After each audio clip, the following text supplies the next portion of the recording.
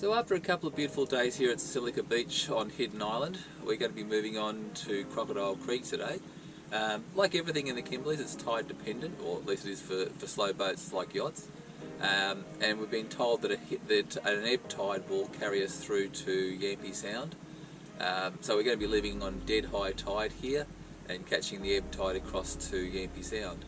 Hopefully going into Crocodile Creek itself it won't be too bad with the ebbing tide because it's very deep water and the current should be fairly low.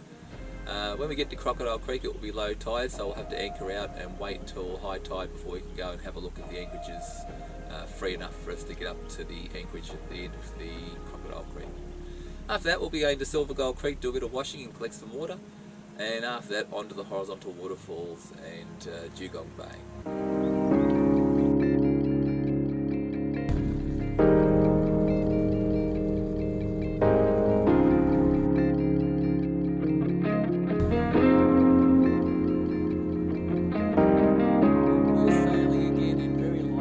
The breeze picks up a little as we head into Yampi Sound towards Crocodile Creek.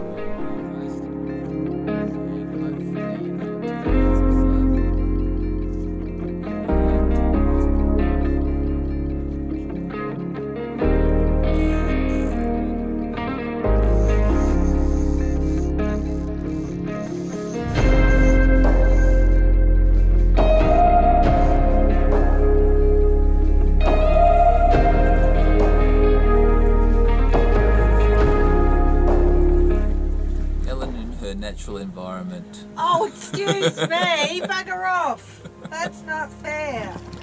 Cockatoo and Koolan Islands were sources of really high grade iron ore and were mined for quite some time.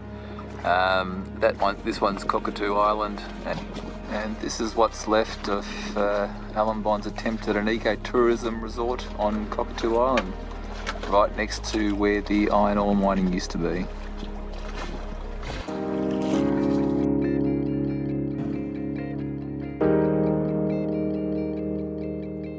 The entrance to Crocodile Creek is hard to spot, but a hole in the rocks on one side and prominent scars in the neighbouring hill make the job a little easier. We anchor outside Crocodile Creek overnight. In the morning we take the dinghy in on a rising tide up the inlet to check out the anchorage before entering with the yacht.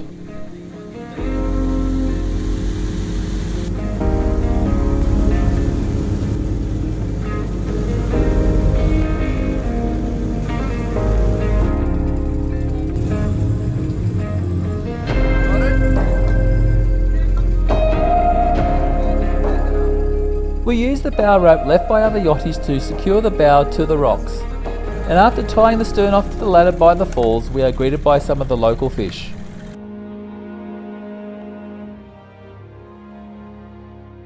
And 6 hours ago you could quite happily bring a yacht over all that's on the rock bar there, and this is now dead low tide, and the only water going over the bar there is the water that's spilling from the waterfall behind me.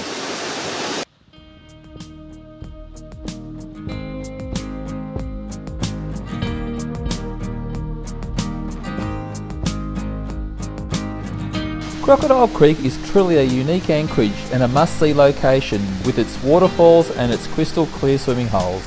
Even though many people swim in the lower pool, it is flooded by salt water on spring tides, so can't be guaranteed to be croc free. The upper pool was easy to access and a much safer option.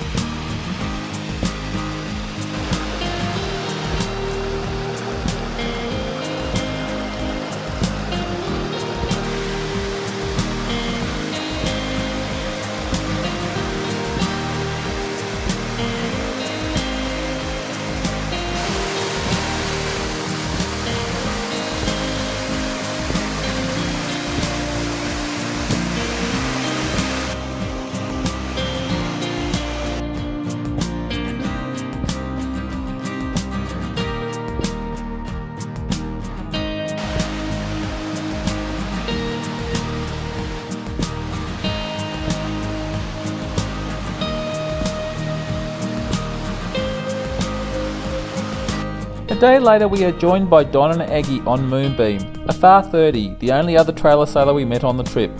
As we were to find out for the rest of the trip, cruising the Kimberley can be a very social experience with sundowners on Moonbeam later that day.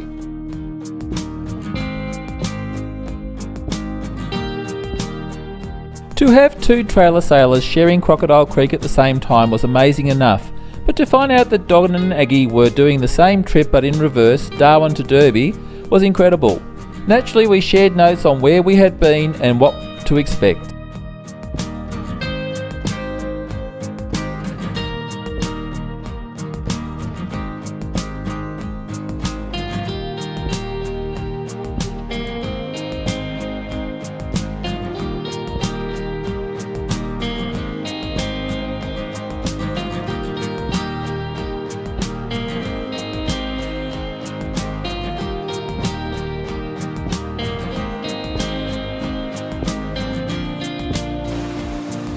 The passage of a broad, low-pressure trough leaves us with a misty Kimberley morning.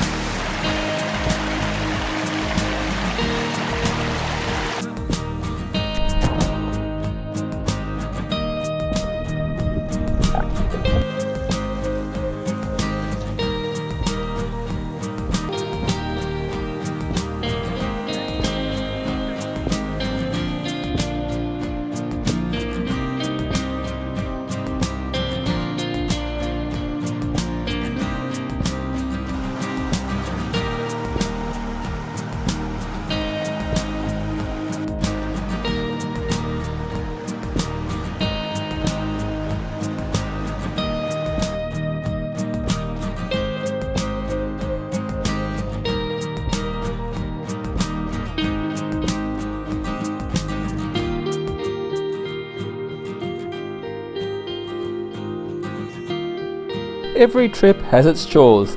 In the Kimberley you have to make the most of the water when you can.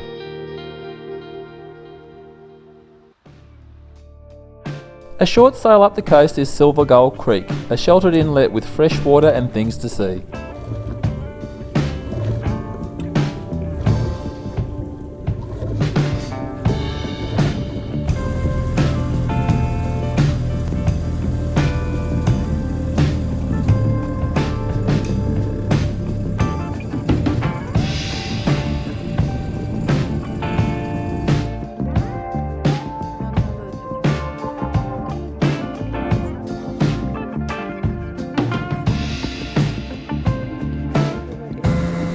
We take the dinghy further up Gull Creek to visit the water pipe barge landing and the infamous Squatter's Arms camp. The remains of the barge landing next to the Squatter's Arms provides a convenient spot to collect fresh water from the attached hose.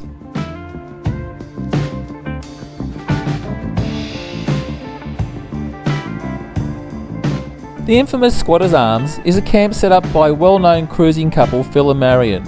After cruising to the area nearly 30 years ago, they set up camp and loved it so much they stayed.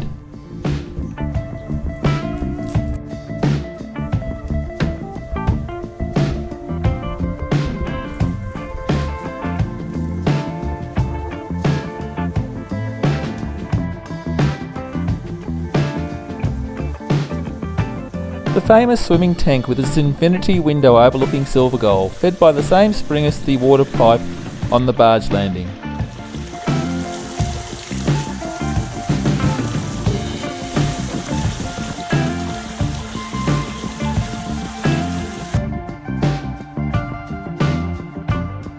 Sadly, Marion passed away in recent years and the land has been reclaimed by the local Indigenous community. Phil was paid out and now lives on a yacht in Gull. We shared sundowners with Phil on his boat, and what a character he is, with great stories to tell and a ripper home brew. Thanks, Phil. The Squatter's Arms is now being set up as an eco-tourism venture with toilets and glam camping accommodation. It would be great to see the community succeed in this venture, but sadly the area was deserted and starting to show signs of ageing.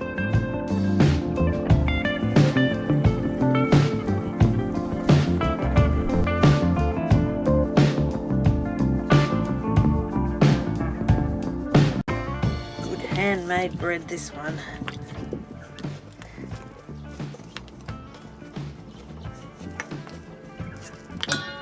to rise. So this is our Omnia stove. Sits on the metho stove and cooks bread, scones and that sort of thing, cakes. And this is Helen's loaf of bread for the morning.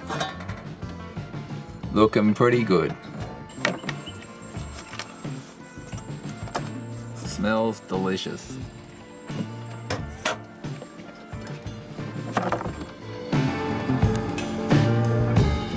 Sprouting seeds for fresh greens was an important part of the trip and our food. The sprouting unit was purchased at the well-known Green Shed Hardware.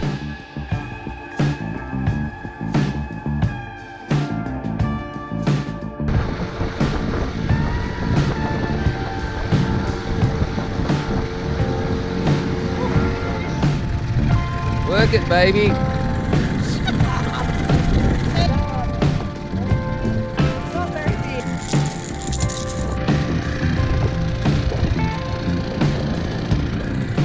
Fish too were an important supplement to our diet. These trevally were a perfect size to cook on the barbecue.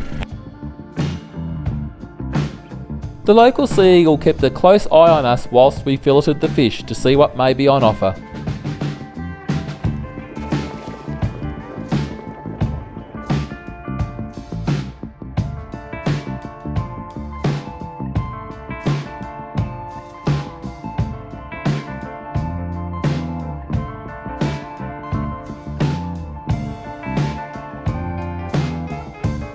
We headed over to Dogleg Creek, home of the fuel barge.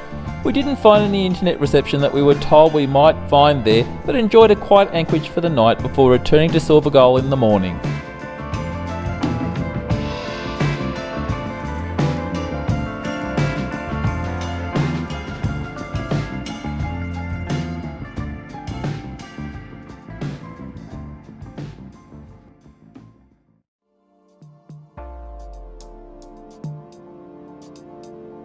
Time to tackle the Canal and the Gutter on the way to Talbot Bay. Our aim was to reach the Gutter, renowned for its strong currents and whirlpools, at low water Yampi Sound.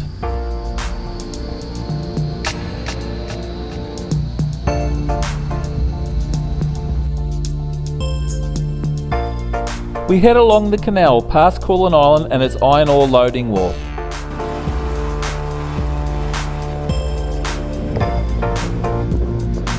The Gutter is a narrow but very deep gap through which the tide rips from the canal. The exact time of slack water is hard to find, but it was already flooding when we arrived. We have been told by some that it occurs an hour before tide at Yampi Sound, which from our experience seems very likely. The passage east out of the Gutter is prone to very strong currents and whirlpools. So we're heading into Talbot Bay at the moment. Talbot Bay is the home of both the Horizontal Waterfalls and Dugong Bay. Today we're heading into the Horizontal Waterfalls on an ingoing tide, and hopefully we might pass through the falls after we get there when slack water occurs.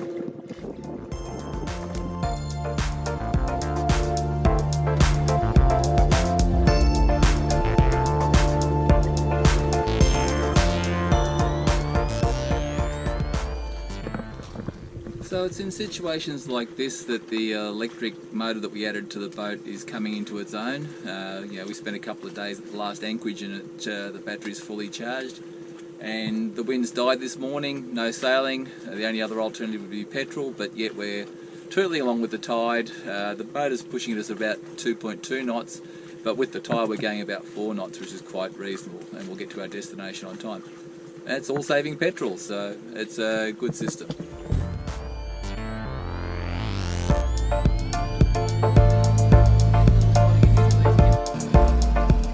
We passed the aptly named Slug Island on the way to the Horizontal Waterfalls. The commercial operators at the Horizontal Waterfalls dominate the area. Knowing where to anchor is a challenge, and it is not uncommon to find yourself dodging seaplanes that seem to land and take off in a multitude of different locations. All attempts to contact the commercial operator at the Horizontal Waterfalls on Channel 16 were ignored. The high-powered boats of the commercial operator screamed around blind corners on several occasions, leaving little room to avoid collisions with slower vessels. We were told by Phil back at Silver Gull Creek that slack water at the Horizontal Waterfalls, or as Phil said more correctly is called the gaps, It occurs 1.5 hours after tide at Yampi Sound. We found the best strategy to negotiate the falls was to half lift the keel and then power through the gap for the best control.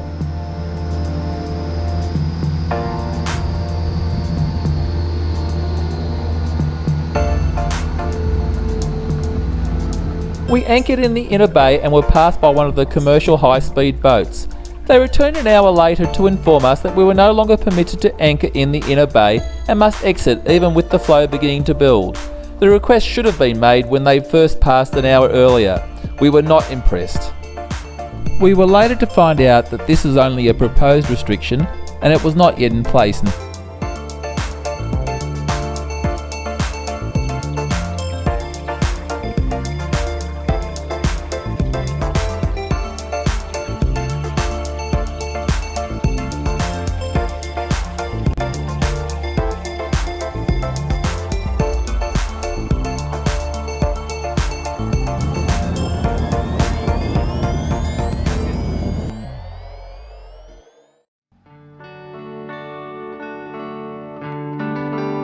We head for Dugong Bay, juggling the tides along the way, at first using the Ed and then the flood into Dugong Bay.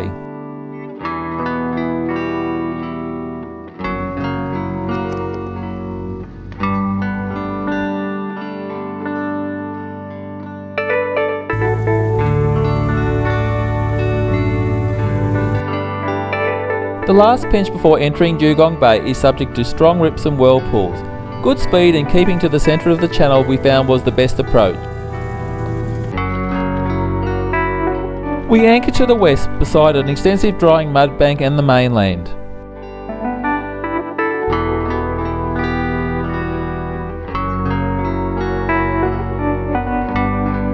We take the dinghy to look for Turtle Falls. We find the inlet close to where the shore mangroves stop to the south.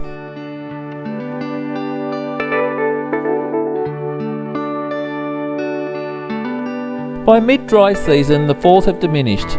A bit of searching and climbing reveals a gorgeous grotto with beautiful swimming rock hole and a waterfall cascading down a long rock face.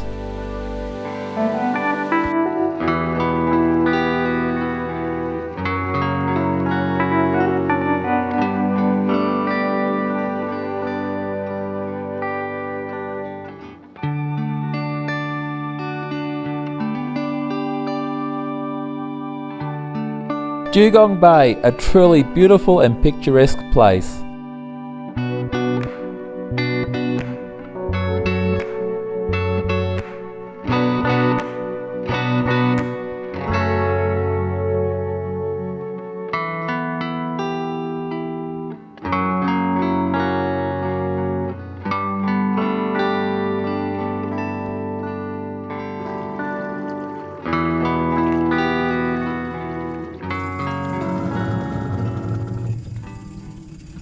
A couple of days ago we went into the Horizontal Waterfalls and to have a good look at the area and have a look at the falls when they're running and all the rest. We anchored outside the commercial operators platform there and waited for slack tide, which is an hour and a half after tide at Yampi Sound, and we got in successfully really well, anchored in the inner bay, and we were anchored there for about an hour, and then the commercial operator come by and informed us that we are illegally anchored, that we're not allowed to anchor in the inner bays anymore, and told us that we must leave, which was a bit dangerous given that the tide had already started running. We got out with no problem, but it was a little bit exciting getting out. And it leaves me wondering why there's this ban, because anchoring in the inner bays is the main way that independent yachties can actually have a good look at the falls, because you can't see that much from the outside. So it's a little bit sad. Anyway, we exited without any huge drama and then headed down to the inlet at the end of the area past the Horizontal Waterfalls. And unfortunately it's also very current prone, so we had a bit of an exciting time getting in, with our speed getting down to about 2 knots at times. And we anchored in a little corner which had a huge sort of back eddy in it and not a lot of swinging room, but we anchored successfully there, but had a pretty sleepless night. So anyway, it's left a bit of a sour taste in my mouth about the Horizontal Waterfalls and the commercial operators and the way they're dominating and monopolising the area. It's a bit like a minor airport there these days. And we headed off to Dugong Bay, which is an absolutely beautiful spot. So we're in Dugong Bay now. We've had a look at one waterfall earlier and had a bit of a swim there, and we're going to go look at another spot called the Banyan Creek, which is also meant to have lovely waterholes and waterfalls as well. And we'll go down to the spectacular falls, which I'm told won't be running at this time of year in this afternoon. And then tomorrow we'll probably head off for Raft Point. But it's a little bit sad the regulations are starting to happen out in the Kimberleys here. We've also been told that Montgomery Reef, you can't actually anchor in the channel to observe the tide of waterfalls anymore, that you can only take your dinghy up there without anchoring. And it just seems that more and more places are being regulated and banned for people visiting. I mean, things that were perfectly good to visit a couple of years ago are now off limits. But yeah, it's just the way the world goes, I suppose. But anyway, off to Raft Point tomorrow probably. After fixing a cooling issue with the dinghy motor, we head into Banyan Creek.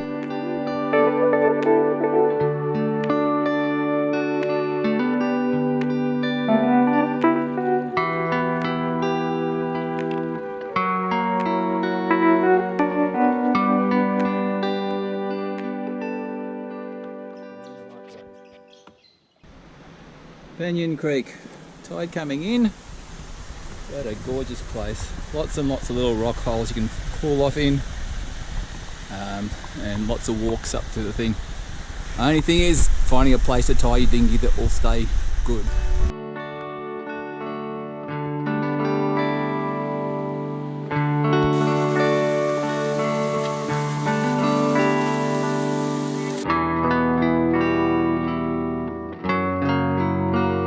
Banyan Creek has many beautiful pools separated by waterfalls. It takes quite some time to reach pools you can be confident of being croc free, so with the tide against us, we cooled off in the smaller pools before returning to the dinghy.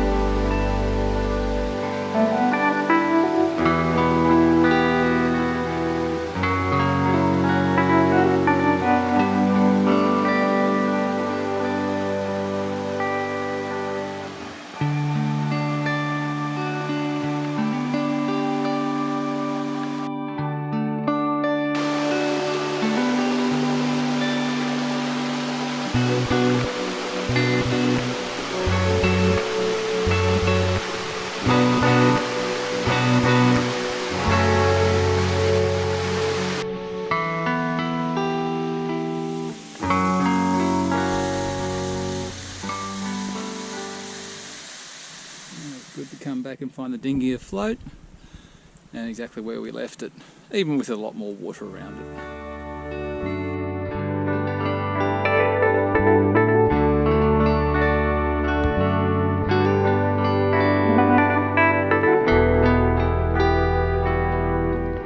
We head down to the spectacular falls for the afternoon and to anchor for the night.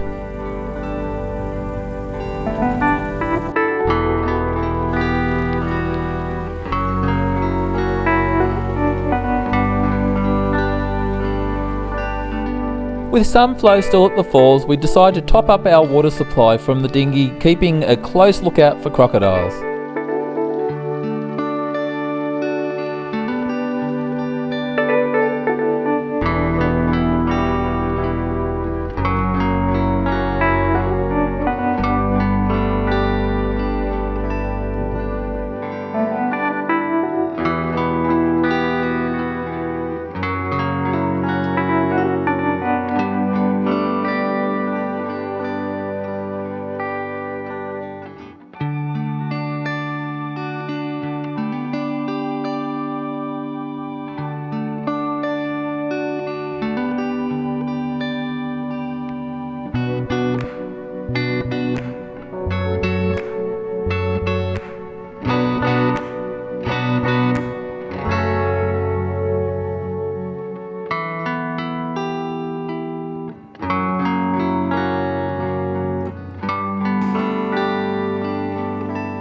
In the morning we use the last of the ebb tide to exit Talbot Bay to catch the start of the flood tide across Collier Bay to the iconic Raft Point.